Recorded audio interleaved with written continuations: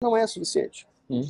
Porque como é que eu determino a liberdade a partir da dignidade? É agora esse indivíduo que tem os direitos reconhecidos, ele vai se integrar no segundo estágio da filosofia do direito, que é a moralidade, que é o processo em que ele toma conhecimento e introjeta os valores morais de uma sociedade. Então ele precisa viver. É ótimo. E aí ele está falando para Kant, olhando para os olhos do Kant, certamente. e está dizendo, viu?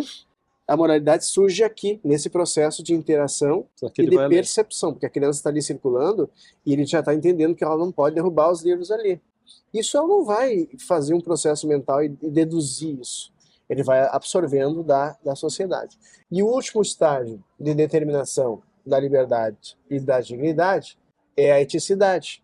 As relações vão se agudizando. As relações passam a ser aquelas relações familiares, a relação da sociedade civil, né? Com o outro, basicamente, uma luta de reconhecimento. Uma luta do reconhecimento.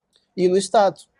Porque à medida que eu mantenho com o Estado, que é uma entidade abstrata, mas altamente lógica, mas altamente importante na estrutura hegeliana, significa que há uma equiparação, que o indivíduo se olha no Estado, que é uma instituição tão aparentemente distante, e se reconhece. Ou seja, ele não é uma identidade porque ele sabe que está previsto na Constituição que ele tem direito à saúde, mas porque ele passou de um processo que inevitavelmente vai exigir dele vivência.